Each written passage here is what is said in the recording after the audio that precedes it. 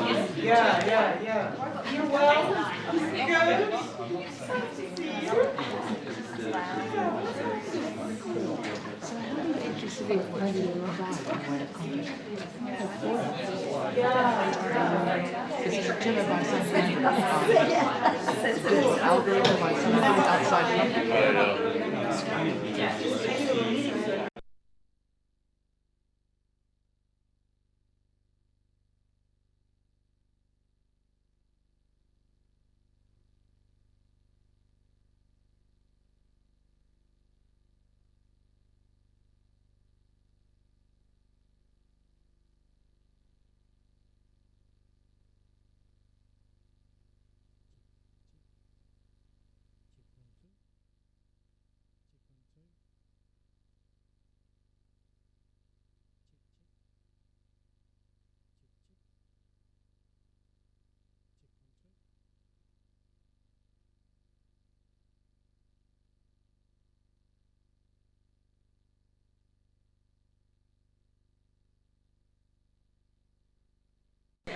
While we're waiting.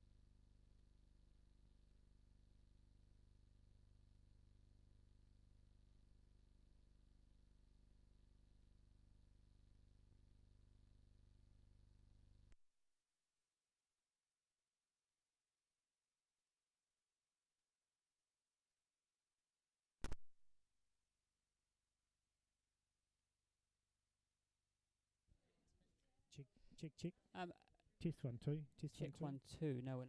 Test 1 2. It's coming through. We're not on the. Check, check, check. Test 1 2. Test 1 2. Check, check, check.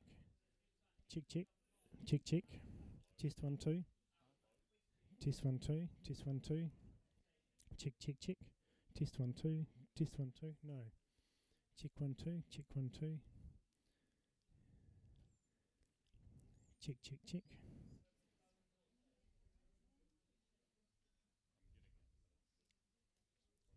Check, check, check. Check 1 2. Check, check, check. Test 1 2. Test 1 2. Test, test, test. Check 1, check 1, check 1. Check, check, check. Check, check. Test, test. Check, check, check. Test, test, test.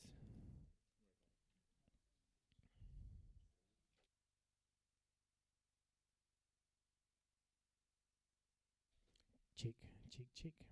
Test, test, test, test. Check, check, check. Test, test, test.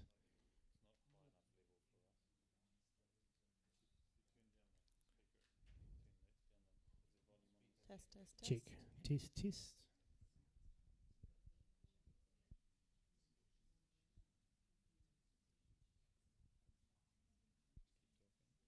Check, test, test. Test 1 2. Test 1 2. Test, test, test. Check, check, check. Test 1 2 3. 1 2 3. Check, check, check. Test, test, test. Test, test, test. Test 1 2. Test 1 2.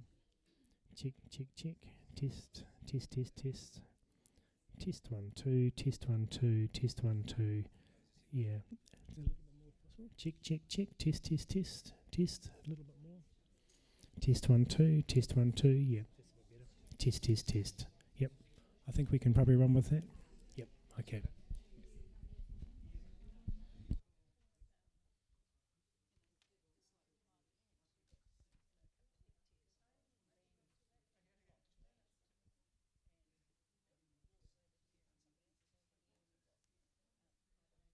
Check. Hello, 1 2.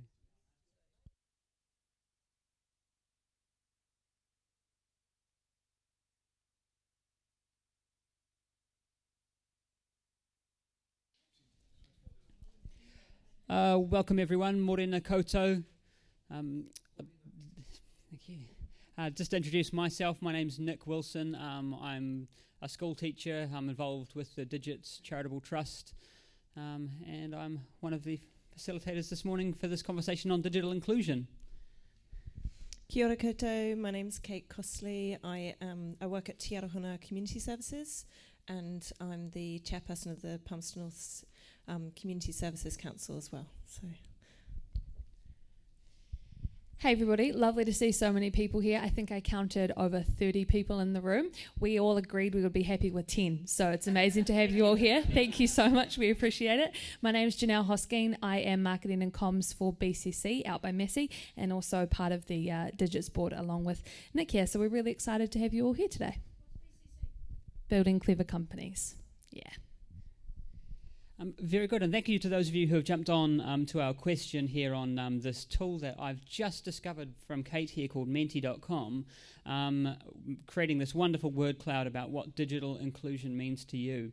The larger words that are appearing there, sorry we don't have a screen to display it bigger than that, but education and diversity are two words that have come out from all of you so far about what digital inclusion means. So the question to pose from this, we've got education, diversity, accessibility has just grown a bit bigger as well. Who is missing out? And why?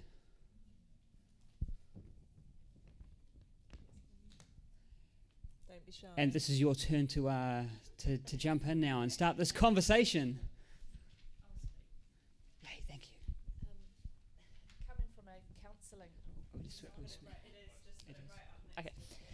I have a counselling background, but I currently work in economic development, and so I'm thinking about human beings and their wellness, and then things like a provincial growth fund with one of their criteria saying that your project needs to create sustainable jobs. To me, I see the more digital we become, creating less jobs, and so what we know about unemployment is that it can come with crime and deprivation. So yes, education, in terms of, I'm thinking, how does our education system inform our next generation about being self-sufficient, and what to do when you don't have a job to go to, when there's no more checkout jobs, you don't need people at the petrol station anymore. It kind of worries me. And your question around digital inclusion, to me, I see exclusion of human beings. So it's not a question; it's just a consideration. Is that like the consideration of, and kind of Mike had touched on it briefly, that that people will start to lose jobs as digital technologies develop to replace them? Yes. Yeah. Goodness me, what's the solution to that? Yes. Thank you. Since you asked, there was some press last week from the UK Postal Service that they've realised that automation means that people aren't needed. So what they did is they kept their workers on the same pay and told, you do the same pay, do 30 hours instead of 40. So that's what it should be. Automation is a great time for humanity, and we should make it a great time, not the worst time.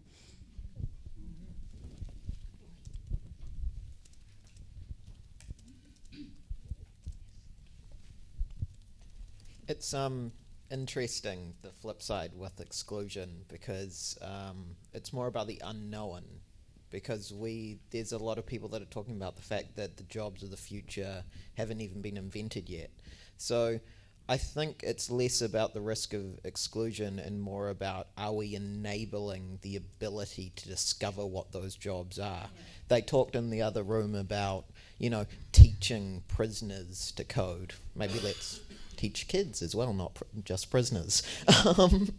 But Chorus is doing a lot with example, giving free internet. We've got the Haitaito trials, I think it is at the moment, where we're bringing school internet through to the poorer communities and allowing that. So I think it's about, it's great that education came up there, because it's about how do we enable that new era education.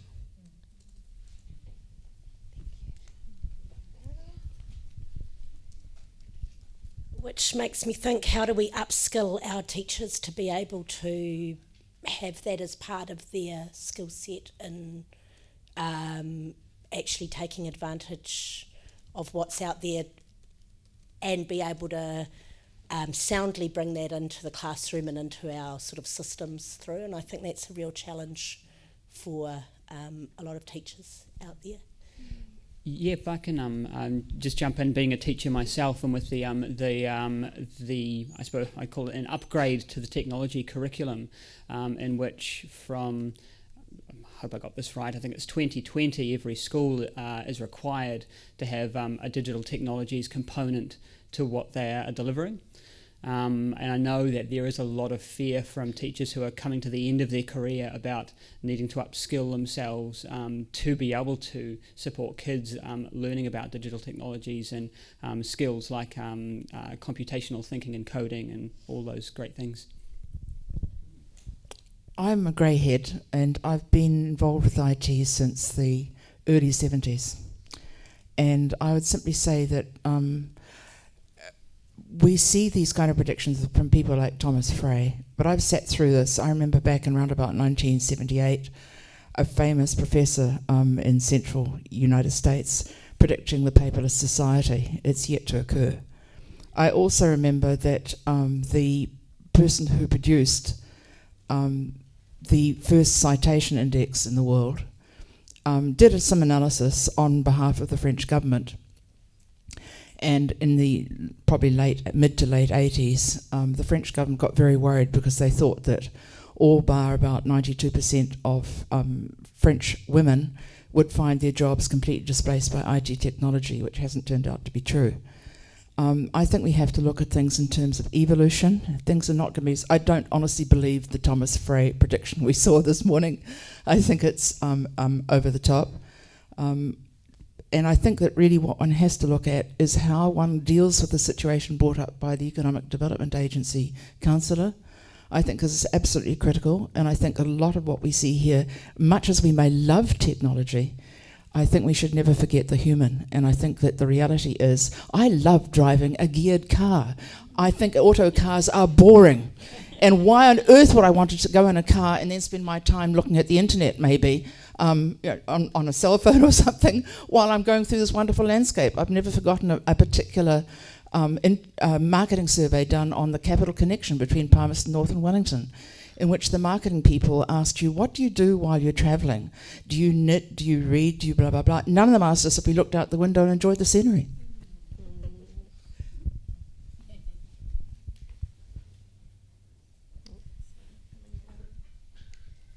I think digital inclusion as well really needs to look at who is included in designing the technology that we're all going to rely on. And that's particularly important if you look at things like self-driving cars and AI. If you have facial recognition that is only developed by 5 white guys sitting in Palo Alto, what happens when the facial recognition cannot recognize black faces as humans? And so if you don't have that diversity and that inclusion of a wide range of people all the way at the top end of the designers, you're not designing for the plurality of people's experiences, and you do wind up excluding a wide range of people from the technology that's supposed to come in and save us all.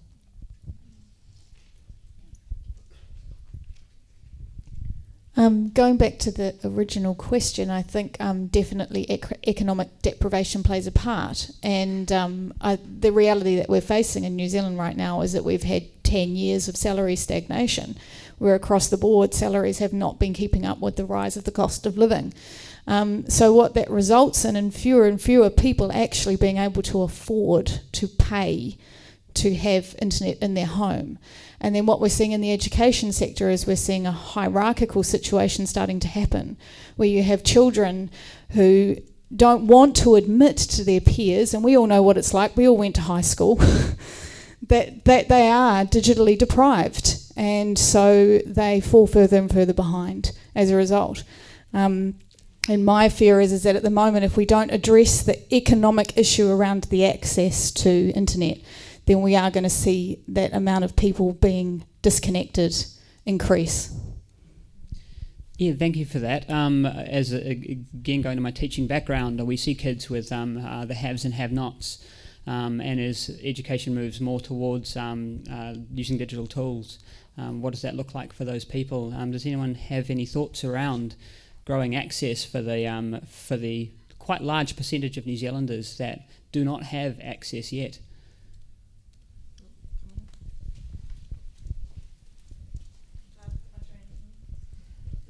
Hi, it's Lawrence Miller from 2020 Trust. I don't think I agree that the number of people who are not connected to the internet is increasing. I think it is decreasing. More and more people are being connected, but on the specific issue of how many school children are affected by not being able to access the internet at home, our estimate is there's around about 30,000 families and around about 100,000 school children in year 4 and above that don't have access to the internet at home. So it is a significant problem.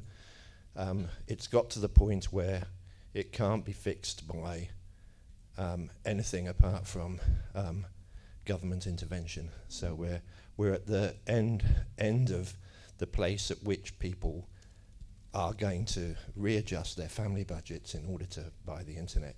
And essentially it's over to government to put some money up to connect the last 5 to 10%. I'm just going to go behind you. So I'm going to go back to the mid-90s when we were starting to build the internet. And at that time I had a friend in law school with cerebral palsy. And together we built a computer that he could talk to and use, using something called Dragon Dictate. There wasn't a great big market for people with cerebral palsy for Dragon Dictate, and they changed the way their software worked, and so it quit working for him. So I think, and part of it also is with the complexity of the web these days. The technologies that we use are not necessarily amenable to using this type, these kinds of ways of access. And when we talk about digital inclusion, it's not just about getting connected, right? That's of course like step one, but then there's actually being able to use these things. And so there's a concept called digital curb cuts, which harkens back to the idea of the curb cuts that we now see all around the world for allowing wheelchair access, which have also done a whole bunch of other things, like if you have a pram for your kid, right, or a grocery cart. All of these kinds of ideas help not just the quote-unquote target audience, but the rest of society as well. And a lot of times there isn't a commercial drive for this stuff, and so in some ways this is where the free software community can do a lot of good. And those of us thinking about this can this is kind of this kind of forum can think about how we can include more people by thinking about the way we design our technologies.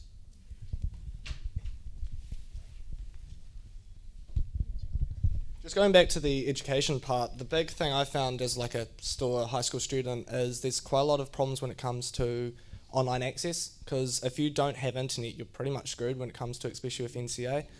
For example, if you get a research assignment on the Battle of Araucau in like 1860s, like how are you going to find that information at a library? But the big issue is that it's easy to say, oh, well, then possibly just give everyone free internet. The issue is, well, what about rural communities? Because the big issue is that they're not connected to a library, so they can't even get the information if they want it, so they're at an inherent disadvantage. But the other issue is that if they live rurally, they might not have broadband or conventional fibre internet.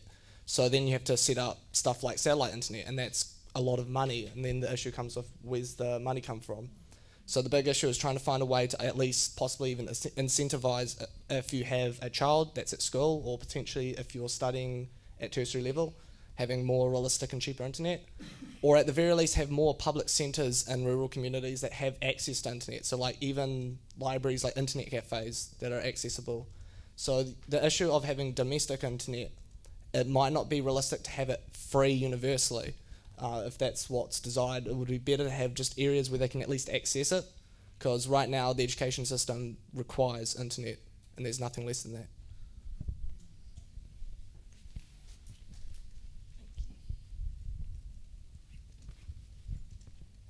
Oh, sorry. No, it's fine, I'll come to you. Kia ora tātou, ko Lisa Warbricker ho. I just had a very cool kōrero, and I agree it's going to take some government intervention in terms of making the internet accessible. But I'm particularly interested in, and I tap into the communities that I work with who do experience those economic constraints. And part of that too is the hardware access. So it's not just the internet. It's not having the latest smartphone. So I'm texting my trustees to download off their phone or the websites, and they can't be as efficient and as effective because they don't have the latest smartphone. They don't even have, cameras on some of them. I'm like, what the hell? But that's a real story. So I'm interested to know if there was the opportunity to create some sort of hub of refurbished hardware that those who meet a particular criteria could tap into, whether it's a laptop, tablet, or a phone would be fabulous. Kia ora koutou, called Di Daniels aho, and I run Digital Wings. Now, and I was with Computers and Homes for many years, so some of you might already know me.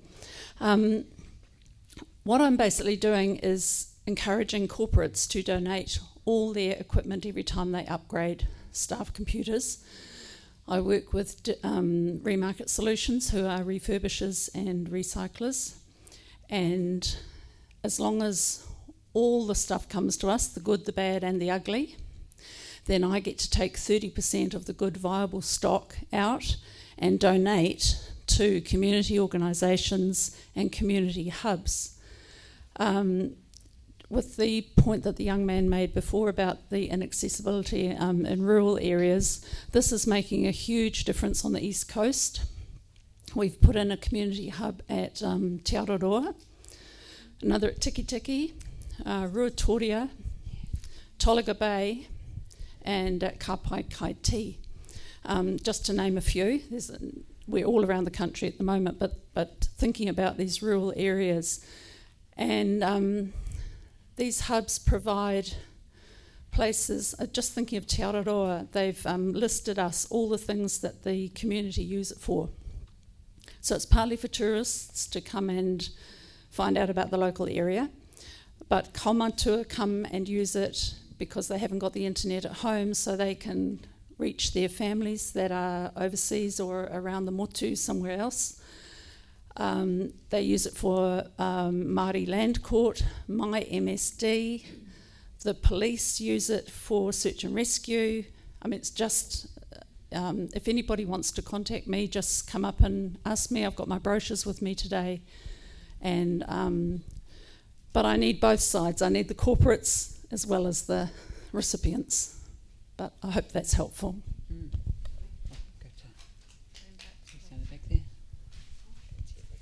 Kia ora koutou. I'm Leith Haroff. Hi, Di. Nice to see you again.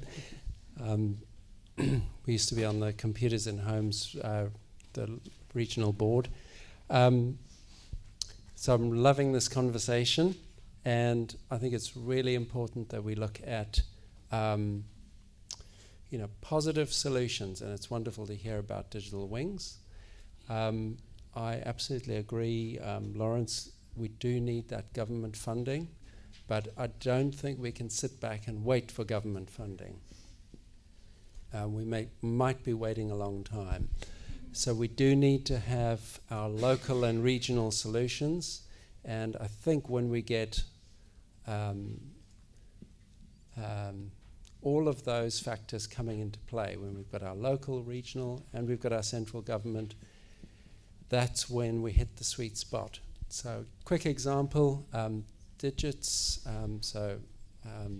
Nick and Johnelle are with Digits, and they have a partnership with Spark Foundation, and they can roll out mobile modems to give incredibly cheap internet access into families. Now, Spark Foundation have thousands of modems, but they can't be delivered locally because we lack the infrastructure locally. So this is where you've got a national solution. It doesn't have enough of a local delivery mechanism, and that's the bottleneck that we have. So we need to solve problems at all of those levels. That's just the comment I'd like to make. Thanks for that, Leith. This is people have been talking. I've tried to, because I'm a visual person and I like to scribble ideas up as they come.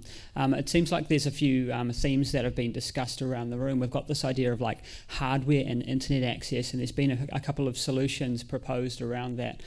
Government intervention and the local regional solutions, perhaps low-cost refurb type devices for families. But then over here, from access, we've got the capability to use them in meaningful ways. We've got the skills required. There was accessibility mentioned, devices and tools. The idea of who's designing these things for people that need them and who is supporting.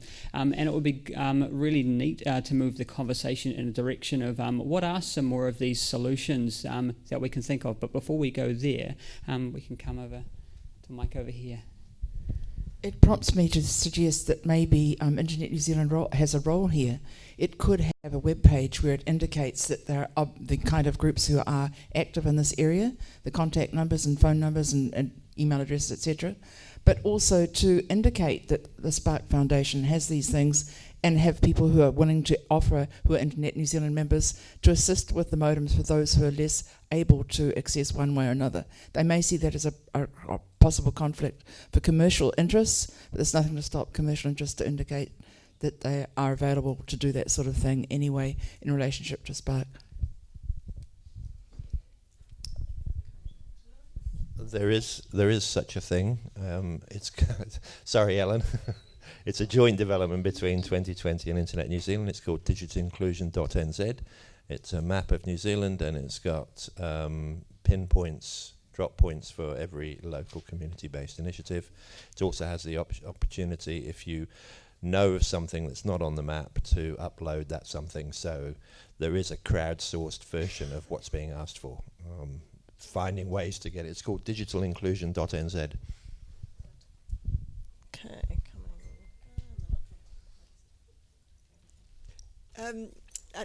that's great to hear, and I was thinking like you, well, surely they could just put together a web page. I think the big issue with those sorts of things, though, is that people don't know to go there. So I'm up at Massey, and we have a lot of students who are in exactly the sorts of situations you've been talking about, not being able to afford the web access or being in areas where they can't get it. I didn't know about that, and that would be a really great place for us to be looking to connect into those sorts of things. I wonder if there's some place where we can get some active connections out into educational institutions like Massey, like the schools, UCOL, the Polytechs, so that we can start driving traffic that way as well. Yeah, so linking back to the question of just online inclusion, there's kind of two fundamental issues, and that's the hardware/software and the internet connection. So the big issue when it comes to the hardware is that, when you were saying about the phones and the obsolescence, is that the fact that companies are out there to make money. So when you go into JB Hi-Fi or anything like that, they're going to sell you the most expensive computer that's available. So I remember going to my parents and all she needed was a laptop that could do Word, and they were trying to sell one with like the best graphics card.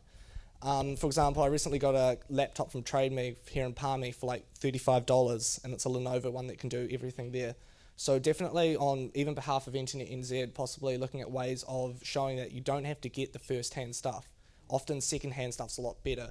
So even like this S8 here is $1,200 at places like Spark, yet there's no reason why you can spend $700 more if you buy it online through like e-stores. And that's a lot of things a lot of people are kind of afraid of, is online shopping. And the second issue with internet, and the way to address that so everyone can get internet, is that a lot of the infrastructure is already there. It's already connected to the house. It's just whether or not they have that connection that's available. And there are still areas that are rural that won't have it. But for example, if you live in the city and don't have the money, then your phone, if it's got fibre, is doing it through the internet, so voice over internet protocol. So there's nothing saying they couldn't have the internet connection. It's just the fact that they're not paying it for the provider. So one solution for that would possibly be using the existing infrastructure, because if you have a phone line, if you have a phone, you can get internet. So you don't have to have the best internet, even if it's low bandwidth, just having that option, potentially whether it's government funded, to have just low throughput internet from the phone. And then if they want to pay more and get better internet, then businesses can still profit. So just having that opportunity there, given the fact that the infrastructure is already there, is the issue that possibly should be looked into, whether it be government intervention or through Internet NZ.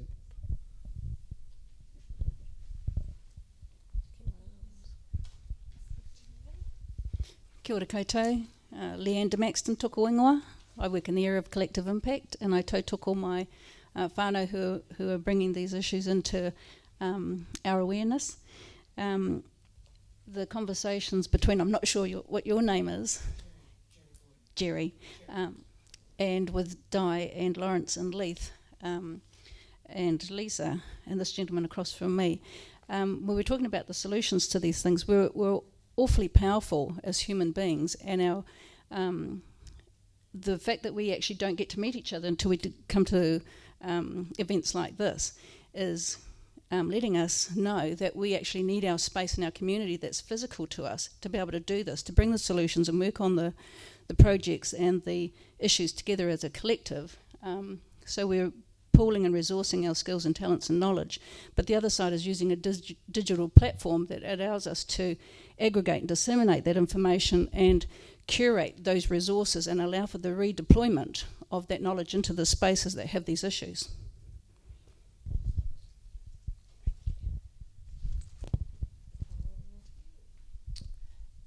Hi there, I'm Anna Pendergrass. This is a little bit of a side note, but I see that you've got a lot about government intervention up there. I am one of those people that are looking at this at the moment.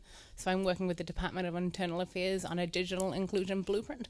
So at the moment it's focusing, that's me, sorry I didn't come up to you before.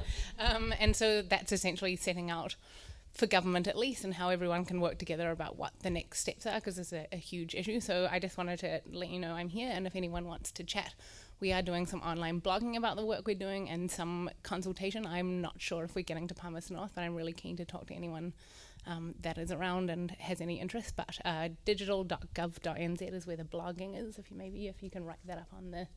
Thank you, Nick. And yeah, we're at the moment, one of the issues that we've found is that lots of people, 2020 Trust, many other people have done, and digital Internet New Zealand have talked about what digital inclusion is, but there's not one shared aim, measures, goals. So we're working on a framework at the moment, outcomes, what we want to achieve, and as well as measures, because that way you can get more money into it if you're showing your impact.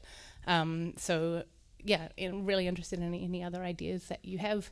Another question that has come up for me is anyone got any thoughts on the idea of trust? So we've got skills and getting actually connected to the internet, but some of the stories that we've been hearing about people not wanting to use their credit cards online or not really trusting the system. So if anyone's got any ideas or stories about that, then I'd be really interested.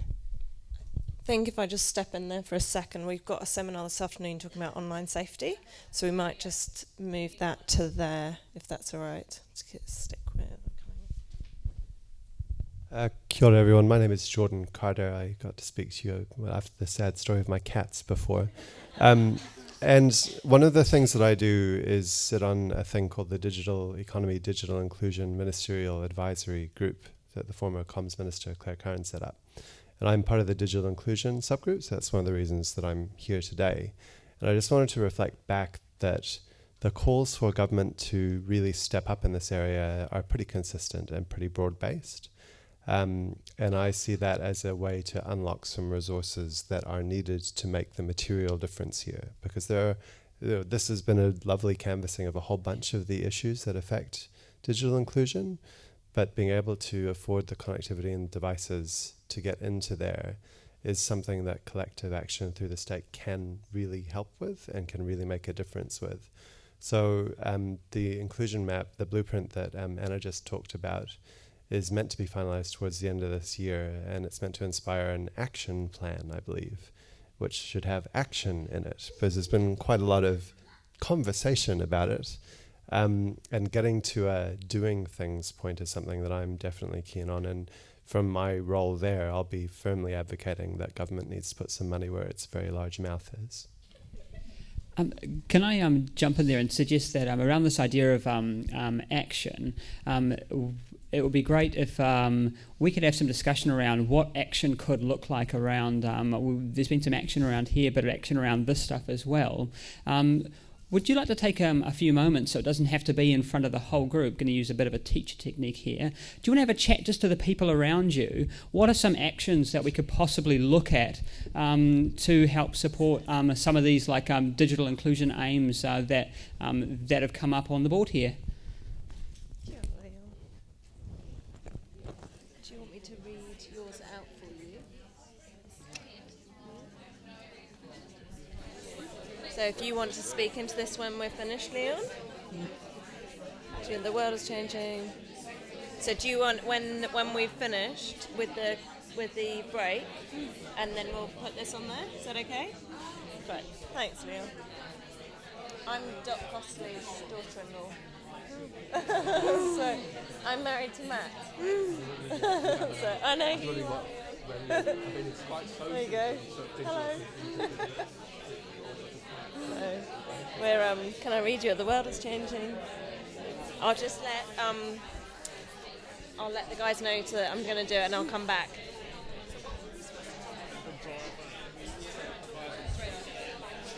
We can take a photo of other things and put it out. Totally. I've got Leon wanting. He's the guy on the tablet. Oh, yes. So I'm just going to put the microphone next to the tablet. He can press speak, and it'll speak for him. So when we've stopped this, I'm going to get him to do it first, if that's all right.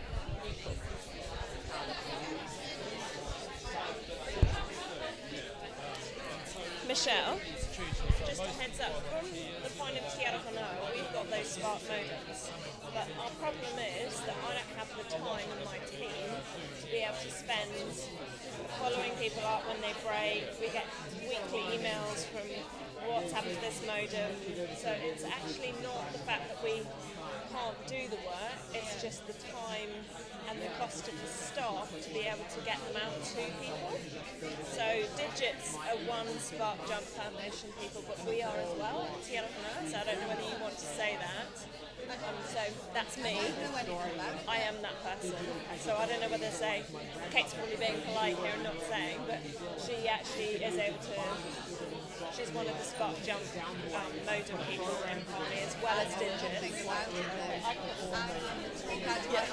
Somebody asked me a question. That's fine. That's good.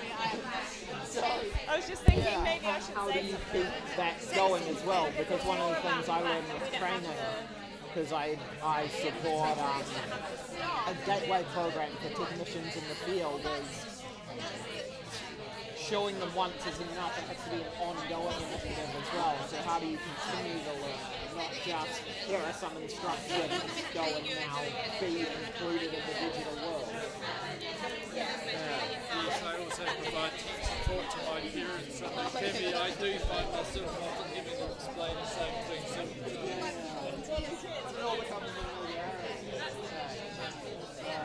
Oh my gosh, I was downstairs. Great, thanks, folks. Shall we bring the conversation back together? You are from Tiarahana. We'll go for the old 10 seconds technique. We were downstairs. It was not. It wasn't as cool as the workshop. And maybe just another 5 seconds. I've done this right. And cool, if we can bring it back in together.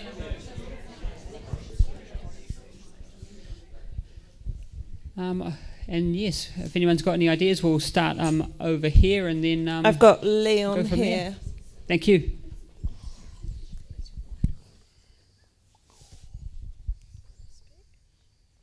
The world is changing. Those of you who watched Britain's Got Talent earlier this year will know that the person who won relied on an app on his tablet to communicate, much like I am now, so the internet has huge potential to help those with disabilities.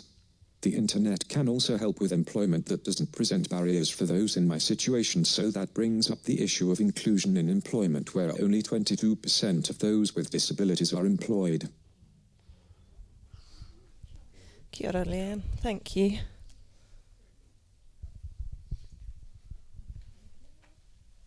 We were just talking about the same thing. Oh, it's weird to hear my voice. Sorry.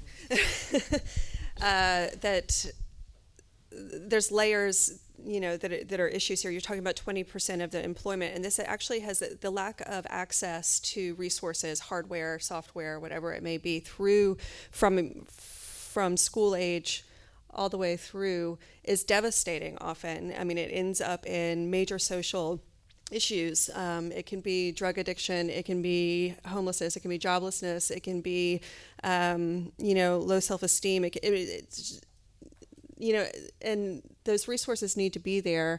And the Ministry of Education, I think, should have an infrastructure put in place to be able to support students from school age at the start, because they're often quite brilliant and gifted minds, but they may not know that, and no one else will know that because they don't have access to a laptop, for example, because they can't handwrite. I mean, it's that simple. And when you're required to handwrite in the classroom, that's automatic exclusion. And the one thing that Fleur was bringing up as well was that we need to restructure, to some degree, teacher education degrees so that there is a mandatory component about digital inclusion and support for students in the classroom. I'm losing my words here, but I think this is crucial, and I think that it will actually provide access to some of those very gifted minds to career options that could actually change the world, because they have these other perspectives and these other experiences. And what you were saying about the curbs, for example, and how it actually opens up quite a bit for other audiences. Yeah, I'm not being very articulate. That's an incredible thought, that we've got this digital technologies curriculum in that covers the that whole digital computing thinking side of things, but why not an element within the social sciences curriculum that has access and inclusion? It's extraordinarily expensive to be able to provide for students with learning needs. Yeah. And so if you don't have the financial ability to do that, your child or your student is going to not succeed. There are I know there are people in this room, including myself, who have children with learning needs, and we are often fortunate enough to be able to budget that in, but most people can't. If we know the economics of this country especially, most people can't. Yeah. So one of the things we were talking about was that often there's a tendency in government agencies to look at digital provision of services as just another service delivery, and often as a way to cut costs on service delivery. And the problem with that is that when you treat go online, do your taxes online, get your passport online as a way to cut those service costs, you're not then providing the support that people might need who have not ever gone online to know what they need to do. And no matter how simple you make the online services or the online provision, people who've never used it before will be really scared. They won't trust it. And having that one-on-one service still needs to go side by side. You can't treat it as we'll remove everyone in the region who you would previously have gone in to see in the office. You cannot just switch it over to the internet without continuing to provide that service. And I think it's that individualization and that privatization, putting the responsibility on individuals to get online, as opposed to seeing that if you're moving your services online, it's your responsibility to support people through it. And so for private companies as well, if you're digitalizing everything and you're moving towards automation, then it's somewhat your responsibility to help your employees upskill so that they can continue working in new careers or newly shaped careers that include that digital inclusion. Otherwise, you're just really exacerbating the haves and have-nots.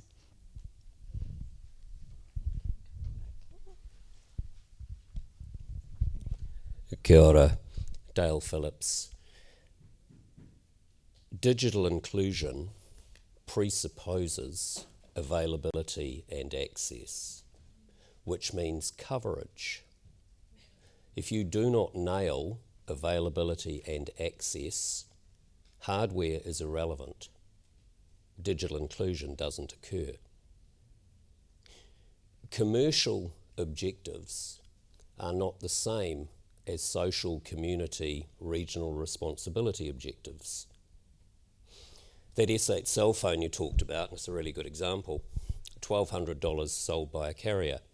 You can buy that same cell phone online for $700 at retail. So how do we get to $1,200 here in New Zealand? Is that commercial? Is that profiteering? Where is the social accountability and responsibility of the commercial entities who are not providing the coverage, digital inclusion, and the people in New Zealand require? Right now, I agree completely with Lawrence. Access needs to be there.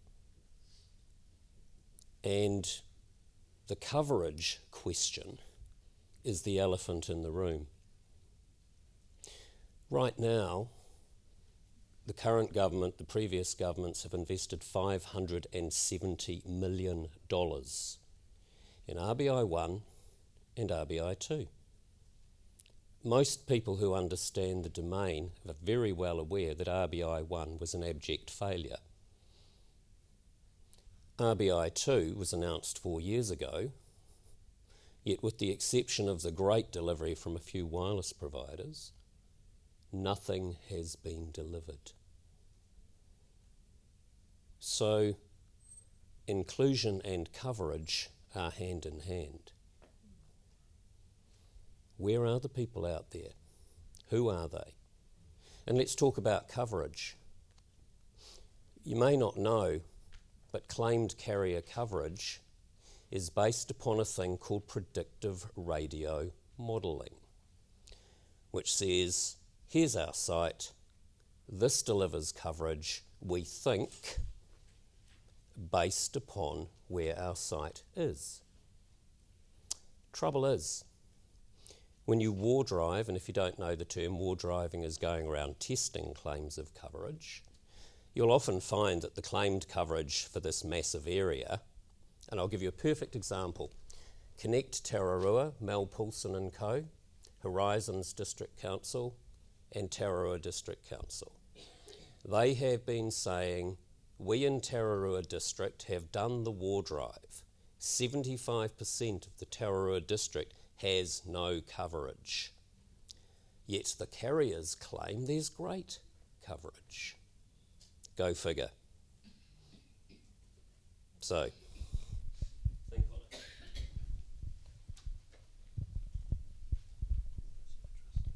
it. Kia ora anō.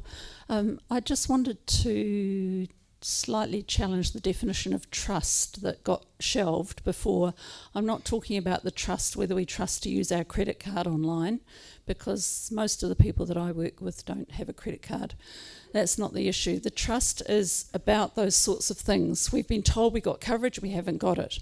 We've been told that something's going to happen in our region and it hasn't happened. Going back to the East Coast again, and somebody was talking about commercial providers pulling out. The banks have pulled out. So if you are in Te Aroha, the closest you've got to go one way is 2 hours to Opotiki, or 2 hours to Gisborne the other way. So if you're not at home with the internet, how do you do your online banking? The nearest WINS office, I believe, is in Rotorua. So there's significant travel, and there's no library. If you go to Te Aroha, all there is the community centre with digital wings computers in it. And the people are so used to being passed by that they are more into doing it for themselves regionally, and they don't trust some of the government talk, the telco provider talk. So I just wanted to just say there's another element to trust, and it's about trusting what's said and who's in control of what gets done and who delivers and who's there today and gone tomorrow. And the biggest bullshit detectors on earth are in Māori communities. Kia ora. Thank you very much for all the contributions. As a way to kind of, I suppose, pull together a lot of the really kind of big ideas that have been shared today and the thinking around some of the issues and I suppose ways we can challenge them. How might we get community members together to kind of, I suppose, champion some of these challenges? We talked about, you mentioned having these library computers available, but without users coming in. How will we get those people together who have skills and maybe don't have skills to share that knowledge with each other? Hello, my name's Angela and I represent Computer Hub, which is part of the solutions, I guess, for all of they've put up there. We got DIA funding back in 2009, and we've been in existence since 2010, so that's 8 years now, which is amazing. We're very much a local solution. The council was behind it in the beginning, and we've got through our original years and are now fairly sustainable, to be honest. We do a lot of, we provide the internet, we've got a lot of volunteers, which I think is really valuable because people aren't shy or embarrassed to come in because we're really friendly, we're one-to-one. We can talk to people about why what they've got doesn't work, what they might want to buy next, those sort of things. We delivered computers in homes for many years, and I'm in the process of doing something a little bit more permissive that puts computers in the hands of people that need them for whatever reason. So that will be phones and tablets as well as everything else. And it's just a really special model that other towns might want to be interested in running. The fact that we've been there for such a long time is huge. We've got computers in Martin, we've got computers in Ratana, and we've also got computers up in Hunterville. So yeah, it's a really useful model. Perfect answer. We need that in Palmy. Anyone else? Just answering your question, Nick, about the solutions or the place of bringing all our talent and resources together. That's part of the work that I've been involved in for a long time, because from a person perspective in the community, these are the things that have been lacking in our community. And where some of the stakeholders were focused on doing certain things, they could tick the box on those jobs done, but it still identified some of the gaps that we have. So I'd like to invite people to have a conversation with me that we're sharing that. There is a place that we're designing and developing that acts as a collaboration of those stakeholders to represent, problem solve, and bring those solutions to the issues by engaging those people that need the help with the people that can help. So am I right in thinking that we're looking at a kind of ICT hub type thing based in Palmy as one of the solutions? Is that? No? There's multiple issues as a community that we've got, and this is one of them. So you need Oh, sorry. Hold on 2 seconds. That's part of it. You need a physical space that acts as a focal point to bring people together, and then you also need the digital element of that, because that speeds and aggregates information, disseminates. Kia ora koutou. I run the Ratana ICT Hub, and I noticed that it doesn't matter how many answers you put on this whiteboard here.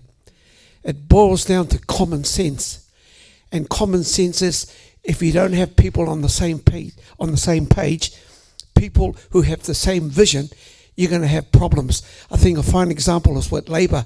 When they, the guy Derek, I went to his workshop that he had here last year in Palmerston. Fabulous. He's one of those guys from the future. But this is the problem. You have all these organisations, and everybody has their own whakaaro. They have their own opinions behind it. Nothing's going to work unless you are united together in one voice, one vision. I know this with our ICT Hub in Ratana. I think it's, and when we have our 25th hui at Ratana, it's the most innovative hub because we open for 24 hours. 1 year back in 2010, we had 10,000 young people go for it in 5 days. There's no hub in the world that's beaten that record. And all the children were under 20. And we say that a lot of young people, I don't use the word kids, I think those are goats, I use the word children. That if you have a look at a lot of these young children, although they don't have the software and hardware, yet they are able to hop. Forgive me, I'm not against PCs, I'm an iMac person, but when they hop on the iMac computers, they seem to just know how to use it. Just like when you give them a phone.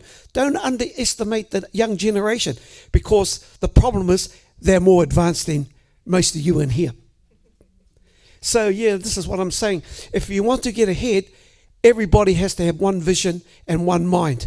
Because there's too many organisations, there's too many groups, and only the same type of people are getting all the putia, all the funding. And yet all those guys who are creative and are geniuses are all missing out. So I'm just putting it how it is. And, you know, from way back, I'm one of the first Māori guys back in the 80s and 90s, used to be a computer programmer. And all those old programming applications they used to use in the old days. And when you talk about the old days, you know, these young guys, they laugh at you. But at the end of the day, if you don't have people who have that wisdom in this particular area, it's a waste of time, because how many years, how many millions have they wasted already in this country? Because the power is with the people. And if you don't believe in yourself, you're just as bad as those guys who make those laws. Nō reira, tēnā koutou, tēnā koutou, tēnā koutou katoa. Kia ora mai tātou. Kia ora. Kia ora, thank you so much. Got one more down the back. Great, well that had to be the last comment for today, just for time. I'm not sure that I should make it, because it's a really trite comment following that. And now that it's the last one, I'm feeling all the pressure. But one of the things we had with inclusion is that we've been talking about all the deficits, and you mentioned how the children are so skilled.